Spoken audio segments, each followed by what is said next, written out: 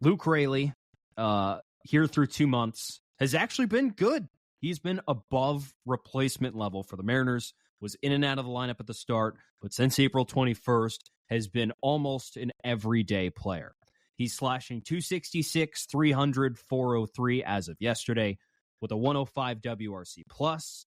He's worth about half of Fangraph's win above replacement, 28% strikeout rate, and a 2% walk rate. And since he started playing full-time, Lyle, a 132 WRC+ for Luke Raley.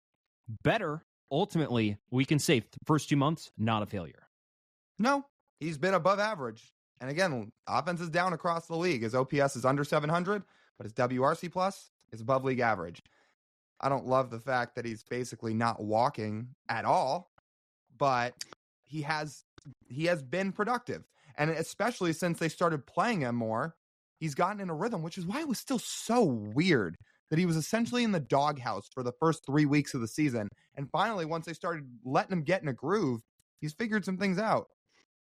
His versatility is the best thing. I'm going to disregard his offensive production. The fact he could play all three outfield positions and play first base, he's fast and he's big. Something we've mentioned multiple times, Ryan Davis highlighted it. This is not a fast and athletic team, really, at all.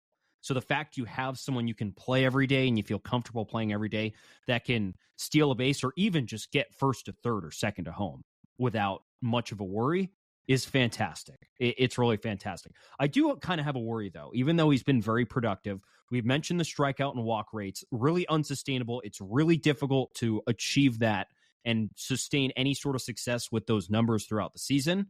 On top of that, his Savant page is not much better than Jorge Polanco's. Mm-hmm. It's really not. It is almost all blue. His bat speed's good, which means his quality of swing is good. But everything else, chasing a lot, he's swinging and missing a lot. He's not hitting the ball all that hard. He's not hitting it at the optimal launch angle. And all the other numbers, the expected quality of contact, expected batting average, slugging percentage, they all reflect poorly on that. You knew the chase rate and the K rate and the whiff rate were going to be low because when you strike out a lot and you don't walk, this is what happens. The thing that's disheartening right now is Luke Raley's profile says there is a chance that this power that he showed in the month of May won't sustain. And that is not a great sign because they need Luke Raley to hit for power. They need him to hit with authority. And while sometimes it can be a fluke, maybe he goes the whole year and it's not a big deal, it is noteworthy that things like his barrel rate are way down from where it was a season ago. And maybe part of that's what happened in April, and it's climbing its way back up right now. Because I remember in April, his Savant page was really low, like a lot of first and second percentiles, and it's come up a little bit since then. But it's still not a great sign when your hard hit profile isn't favoring you. Aaron Goldsmith just did one of those segments on social media for the Mariners account today saying hard hit baseballs are one of the most important things when judging a hitter. It plays a lot. It plays a big factor. It plays a lot of value. And right now, Raley, it's great that he's hitting. I hope he keeps it up. I hope all the expected numbers and peripherals say it doesn't matter. But he does need to barrel the ball up a little bit more than he's doing right now. And you can manipulate. It's not a purposeful manipulation of your Savant page to make it look better. We've talked Isak Paredes, for example, doesn't have a great Savant page. He's having a good year again. He's hitting for power. You don't need to hit the ball the hardest. You just need to hit it in the right launch angle, in the right direction, at the right exit velocity to hit a home run. Doesn't need to be perfect. It just needs to be that combination. But when you're not barreling the baseball, like it just lowers the odds of you whenever you hit a ball in the air that it actually leaves the ballpark. Right. It's just like it would just more often lead to a pop-up on the infield than a home run over the fence. And the Mariners need home runs over the fence for Luke Raley.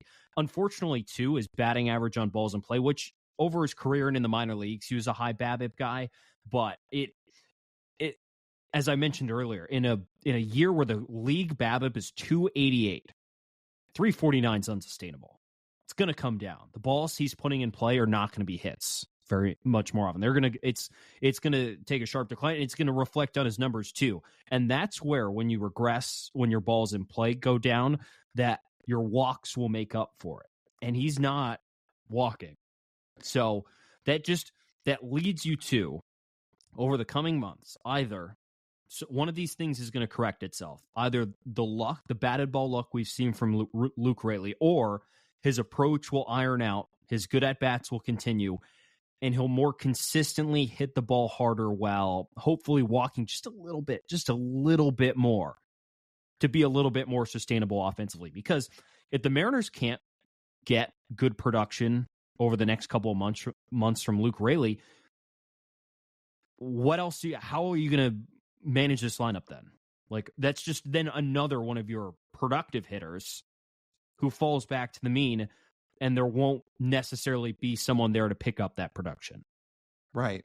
And if he was hitting the ball a lot harder right now, you would feel more comfortable about when his BABIP comes down, but he's not hitting the ball hard right now. He's not barreling it up. So hopefully in the coming weeks that can change, and maybe he'll start squaring it up a bit better, but it's imperative that happens, because when that batted ball luck comes down, and honestly, you're already seeing it a little bit. For as hot as he was in May and as good of a month as he had in May, now the last week or so, it's been a little more up and down. Is that some of the BABIP coming down? We'll see. But again, he could really do himself a lot of justice by starting to square the ball up more consistently to iron out and level out when the batted ball luck doesn't go in his favor. Because if he's hitting the ball hard, he'll find hits anyway. Yeah. It's easy. Your BABIP will go up if you keep hitting the ball hard, but not if you're doing what Luke Raley's doing right now. So, I mean, so here we are through the three full-time hitters that the Mariners acquired. Right. 2 have not lived up to expectations through the first 2 months. 1 is met expectations, I'll say. And that's fine. In a bad off... Okay, so actually, you know what? I'm retracting that. That's not fine. Maybe, I don't know the right word to use for this, but... Adequate? It is what it is. It's average, yeah, sure. Maybe a 50th percentile outcome, because in the end, the Mariners are sitting today in first place. Mm-hmm. And they've managed to do it. And it's not just these players who are bad. The rest of the Mariners lineup also has their struggles. So it's not just the new Mariner problem. But yeah, certainly, maybe a 50th percentile outcome for the Mariners right now. But the problem is, for the Mariners, for the success they ultimately want, that number probably needed to start at 75th percentile and go up. Mm-hmm.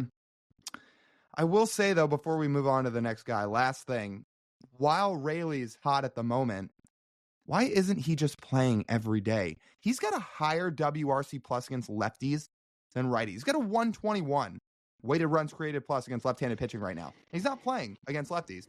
I don't really get it, because the guys, look, we preface all our, I guess, questions like this by saying, obviously, we don't have all the data. We don't have all the numbers. We are not the Mariners. But from what we do have access to as a third party, it is head-scratching why, for a lot of the guys that were supposed to be hitting lefties that aren't hitting lefties all that great, why not just let Raley get more run? I don't know. While he's hitting... I wish I did know. Yeah. I don't know either. What was that last thing you said? No, it's like, I don't know. I mean, you could frame it as Scott likes his handiness. I mean, we saw it against Hader this week. Even though Josh Rojas this season's a better hitter than Ryan Bliss is, Josh Hader's a lefty on the mound. He's given up, I think, 2 hits to lefties all season. Doesn't matter if Rojas has hit lefties well this season. He'd rather go with a righty who is yet to get a career hit in the big leagues. Mm-hmm. That's true.